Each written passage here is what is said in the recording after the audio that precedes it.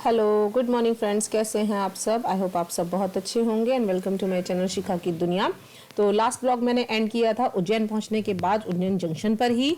और बस यहां से अब हम लोग निकल रहे हैं जहां हमें जाना है, जिस होटल में हमें रुकना है उस होटल के लिए। तो बस यहाँ पर अब हम लोग करेंगे वेट अपने ट्रैवलर जो हमारी गाड़ी है उसके आने का। और उसके बाद हम लोग निकलेंगे यहाँ से सीधे होटल के लिए। देन हम फ्रेश वगैरह होकर तब आगे कुछ करेंगे। और बस यहाँ पर पीछे दीदी हैं ही मेरे साथ, साथ में अश्वत है और ये दीदी के ही जानने वाले हैं जो हमारे साथ इस ट्रिप पर। अच्छा दीदी पीछे है।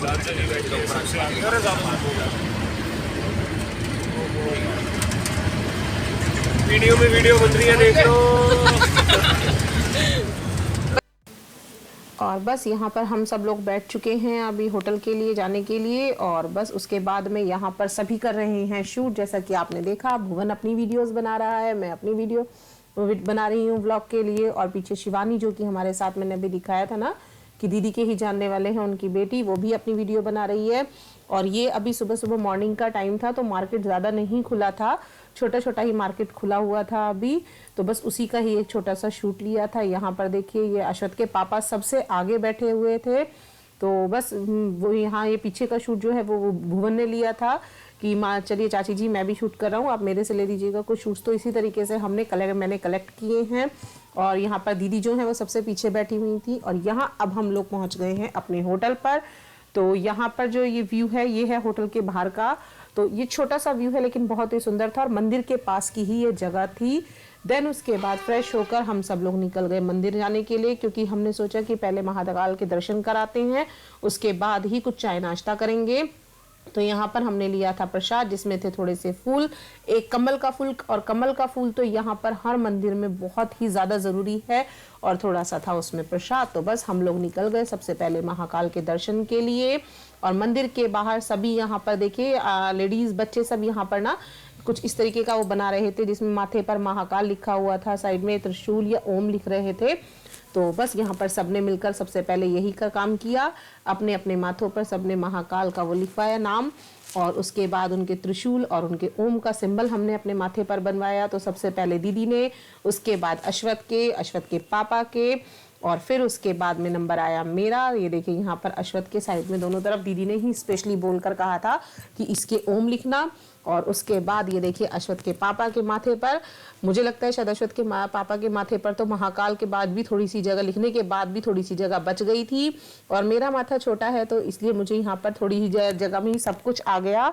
तो बस यहाँ पर ये हम लिख पाएंगे। देन उसके बाद हम चलेंगे मंदिर में अंदर की तरफ, क्योंकि आज की ही डेट में हमें बहुत कुछ घूमना है और शाम को समय से ही हमें वापस आना है। अभी हमने बिल्कुल भी आराम भी नहीं किया है।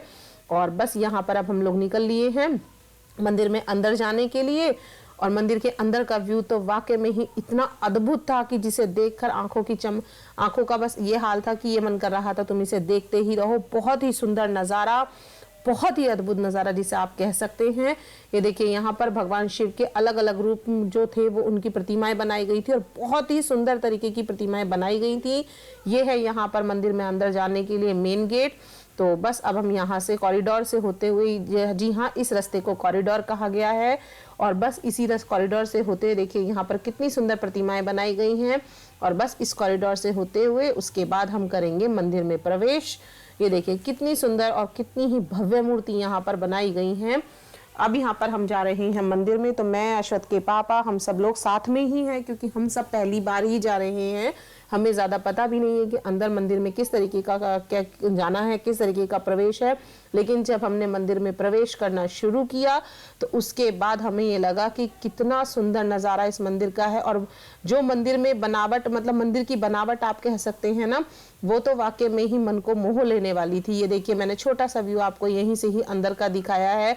लाइटिंग वगैरह सब कुछ इतनी सुंदर थी कि उसे देखकर आंखों का ये मन कर रहा था कि बस देखते ही चले जाओ और यहीं खड़े होकर ही सब कुछ देखते रहो। लेकिन पूरा मंदिर इतना सुंदर था कि उसे घूमते घूमते हम जब लास्ट में पहुंचे तब जाकर हमें महाकाल के दर्शन हुए, क्योंकि काफ़ी सिक्योरिटी यहाँ पर है लेकिन बहुत ही सुंदरता के साथ मंदिर बनाया गया है और बहुत ही भव्य मंदिर है। ये देखिए यहाँ पर इस जगह पर हमें जाना है जहाँ महाकाल के ज्योतिर्लिंग रूप को बैठाया गया है या स्थापित किया जय गया है। श्री महाकाल, जय श्री महाकाल। हर हर महादेव, हर हर महादेव। ओम नमः शिवाय, ओम नमः शिवाय। जय श्री महाकाल।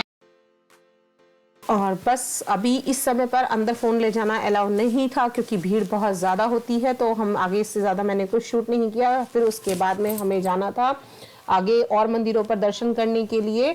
तो यहाँ पर एक हाथी खड़ा हुआ था। अश्वत ने पहली बार हाथी देखा, तो वो भुवन के कंधे पर, जैसा कि आप देख रहे हैं, वो बैठा हुआ था। चलते चलते थक गया, तो पहले कभी वो अपने पापा के कंधे पर, कभी भुवन के कंधे पर इस तरीके से बैठ जाता था।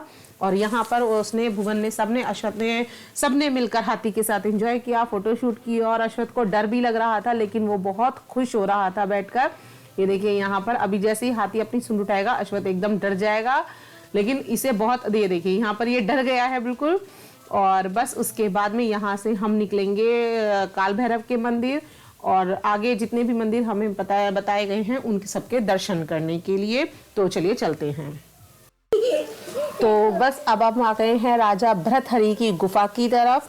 और ये देखिए यहाँ इस दृश्य को देखकर ना आपको थोड़ा थोड़ा वैष्णो देवी की गुफा का जो नज़ारा है वो भी याद आ जाएगा, क्योंकि जगह जगह छोटी छोटी स्टॉलें लगी हुई थी, छोटे छोटे गिफ्ट की दुकानें थी। मतलब जैसे मंदिरों के बाहर होती है ना, घंटी की, छोटे की रिंग्स वगैरह की, इस तरीके की यहाँ पर शॉप थी। और नीचे गुफा में जाने का रास्ता था।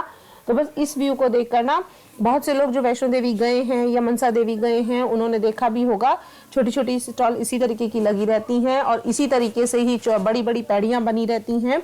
तो बस यहाँ पर अब हम जाएंगे राजा भर्तहरि की गुफा की तरफ। और सबसे बड़ी खासियत ये थी कि ये जो गुफा थी, जो आप में से बहुत लोग जानते हो, गुरु गोरखनाथ जी, उनके ही स्वामी जी की, जो उनके महाराज थे, उनकी भी यहीं पर ही गुफा थी। तो बस अब चलते हैं और गुफा के दर्शन करने के लिए। और यहाँ हम आ गए हैं, ये है मंदिर की एंट्री, मतलब जो गुफा का मंदिर है उसकी एंट्री का रास्ता। तो यहाँ पर भैया जी, भाभी, हम सब एक साथ हैं। मैं, अश्वत के पापा, हम सभी लोग साथ साथ हैं, क्योंकि हम सब लोग, जैसा कि मैंने आपको बताया, कि ट्रैवलर गाड़ी की हुई थी। तो बस यहीं पर हम सब एक साथ ही दर्शन करने के लिए आए हैं। और जहाँ भी घूमेंगे ऐसा ही है कि हम सब एक साथ ही घूमेंगे। और ये है राजा भर्तहरि की गुफा का रास्ता, जिसे कि बताया मैंने आपको। ये यहाँ पर आप देखिए छोटा सा मंदिर है और उसके बाद ये गुफा की तरफ जाने वाला रास्ता है। तो चलिए चलते हैं।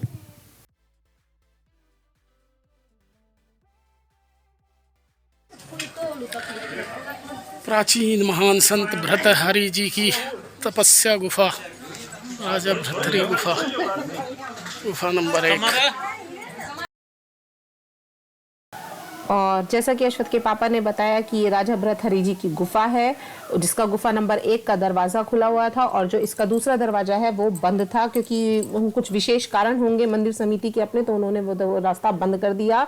और आप देखिए यहाँ पर ना मंदिरों की जो बनावट है, जो उन्हें बनाने का तरीका है, वो इतना अद्भुत है। और उस समय पर तो ये सारी चीज़ें हाथ से ही बनाई गई होंगी, क्योंकि उस समय कोई भी ऐसे इंस्ट्रूमेंट नहीं होते थे।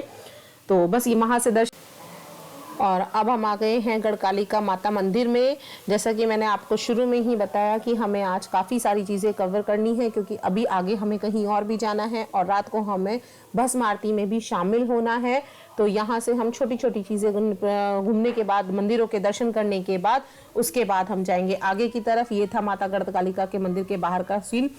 ये सीन अश्वत के पापा ने शूट किया है, क्योंकि फ़ोन उन्हीं के पास था। यहाँ पर मैं फ़ोन अंदर नहीं लेकर गई थी, तो मैं अंदर का कोई भी दृश्य नहीं देख पाई।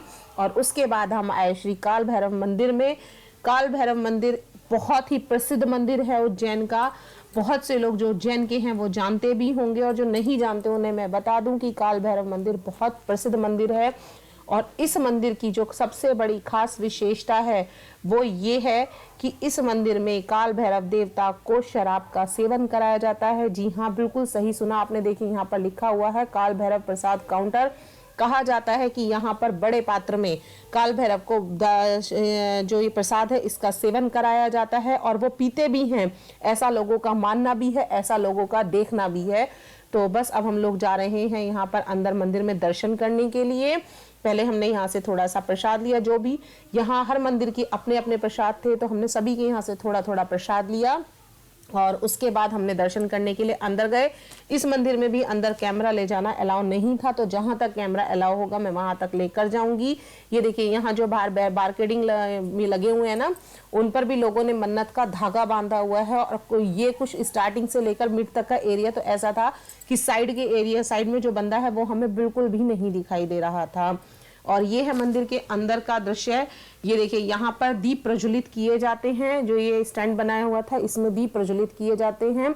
और यहाँ पर अब हम आ गए हैं मंदिर के दर्शन करने के बाद बाहर। इधर जल रहा है भैरव जो बाबा हैं उनका धुना। ये एक छोटा सा व्यू हमने बाहर से ही लिया है, क्योंकि मंदिर के वहां पर शूट करना अलाउ नहीं होता है। यहाँ खास तौर पर यह स्ट्रिक्ट नियम है कि मंदिर के अंदर फोन लेना तो आप जा सकते हैं, लेकिन आप शूट नहीं कर सकते हैं। जगह जगह पुलिस वाले खड़े हुए हैं जो कि ये देखते रहते हैं कि कौन यहाँ पर मोबाइल चला रहा है और कौन नहीं चला रहा है।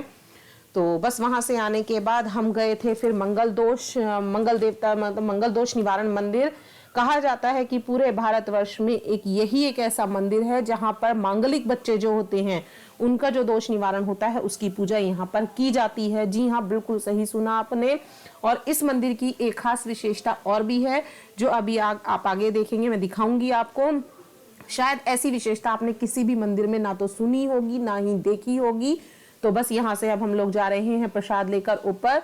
दीदी पूजा करा रही थी तो मैंने सोचा कि मैं भी प्रसाद लेकर अश्वत्थ की पूजा करा देती हूँ थोड़ी सी। तो बस यहाँ पर हमने प्रसाद की लिया और पूजा कराई। और यहाँ की सबसे बड़ी विशेषता जो कि मैंने आपको बताई कि यहाँ पर बहुत ही खास विशेष एक चीज है जो कि मैं आपको अभी दिखाऊंगी। तो देखिए यहाँ पर जो मैंने देखा वो ये था, ये भेड़। जी हाँ, भेड़ आपने बिल्कुल सही सुना। मोस्टली मंदिरों के बाहर आपने देखा होगा कि नंदी या मूषक महाराज बैठाए जाते हैं, लेकिन इस मंदिर में सिर्फ यही एकमात्र मंदिर है जहां पर भेड़ की मूर्ति को स्थापित किया गया है, क्योंकि मंगल के दोष के निवारण के लिए ही ये मंदिर बताया गया है। तो बस यहाँ पर इनकी स्थापना की गई है। और इस मंदिर से निकलने के बाद हम आए फिर दोबारा से कृष्ण जी की पाठशाला में, जो कि महर्षि संदीपनी आश्रम के नाम से जानी जाती है। और बस यहाँ पर मेरे फ़ोन की बैटरी ख़त्म हो गई थी। उसके बाद मैंने जो शूट किया है वो थोड़ा बहुत क्लिप आपको दिखा रही हूँ और साथ ही कर रही हूँ इस वीडियो का एंड, क्योंकि इसके बाद जो वीडियो मुझे शूट करना है वो बहुत इंपॉर्टेंट वीडियो है, भस्म आरती का वीडियो। तो बस यहीं पर करूँगी इस वीडियो का एंड। वीडियो पसंद आए तो प्लीज़ लाइक कीजिएगा, चैनल को सब्सक्राइब ज़रूर कीजिएगा, ताकि मैं आपको अगले ब्लॉग जो कि है भस्म आरती का ब्लॉग वो आपको ज़रूर दिखा सकूँ। तो बस करती हूँ tata, bye bye, thank you.